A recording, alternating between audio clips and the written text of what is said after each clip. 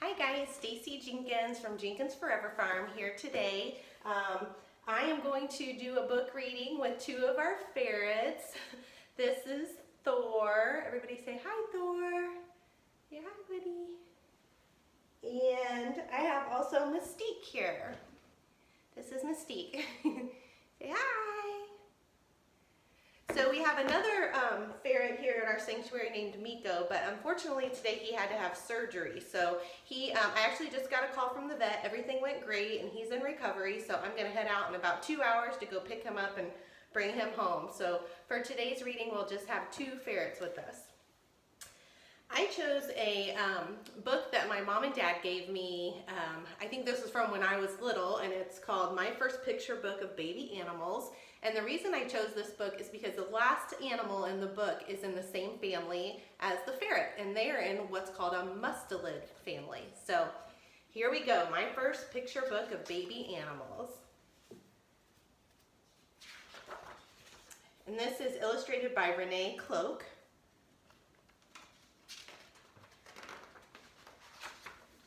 So the first animal, hopefully you can see this, I'll scoot up just a little bit, is the otter. It says, the otter lives by the river or on the sea coast, and its webbed feet and strong tail help it to swim well. The otter's nest is called a holt, and it is in the riverbank, a hollow tree or cave. It feeds mostly on fish or eels. The next animal is the gray squirrel. Squirrels build large, untidy nests called drays. They are able to leap from tree to tree as if they were flying. Red squirrels are smaller and have tufts of hair on their ears. The squirrel lives on nuts and berries. It often hides nuts and then forgets where they are buried. Sounds like me. I think Mystique wants to come up here with me. So. Hey girl, do you want to sit up here while we read? Okay. The fox. The fox is not often seen during the day as it likes to hunt at night for rabbits, pheasants, and squirrels, or chicken if a farm is near. Its home or earth is usually a burrow taken from a badger or a rabbit. The mother fox is called a vixen. The opossum. The opossum can use its long tail like another leg when climbing. They feed on small animals as well as on fruit. They have a clever trick of pretending to be dead to puzzle animals when being hunted. Young opossums are carried in their mother's pouch and later on her back.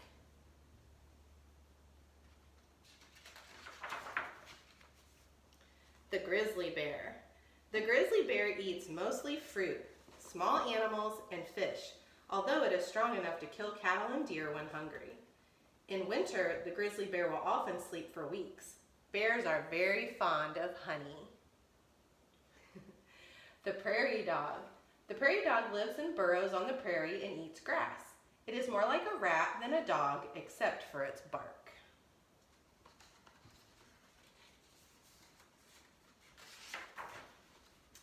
The skunk.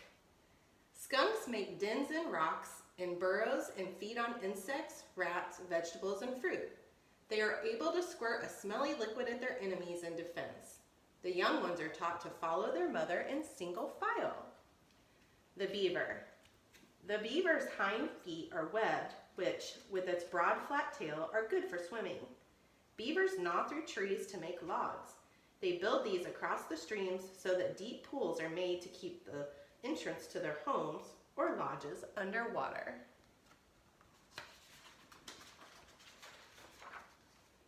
The hedgehog. Hedgehogs have sharp spines and are able to protect themselves by rolling into a ball. They sleep through most of the winter in deep beds of leaves. The young ones are at first nearly white and have soft spines. The hedgehogs live on snails, slugs, and fruit. You want to see what's going on, buddy? The rabbit. Rabbits live in a warren of burrows and can do a great deal of harm to crops. They will warn others of danger by thumping the ground with their hind feet. You like this book, bud?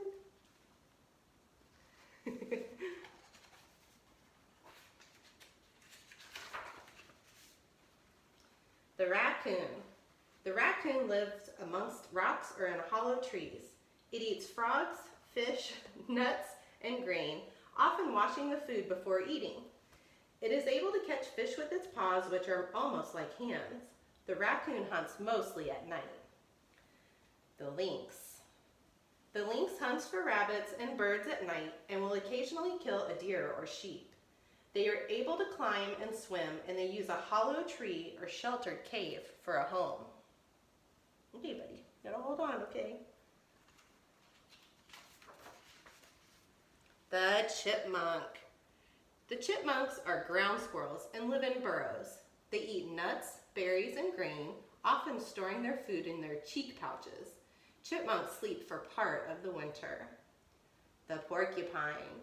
The porcupine is not often attacked by other animals as its quills are very sharp and painful.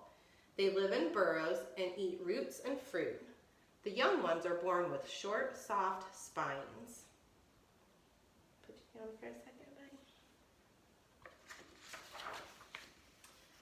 This is the pine marten, and this is the animal I talked about earlier. I guess it's not the last animal, but close to last, that they are in what's called the mustelid family, and that's the same family that the ferrets are in. So you can tell they kind of look alike.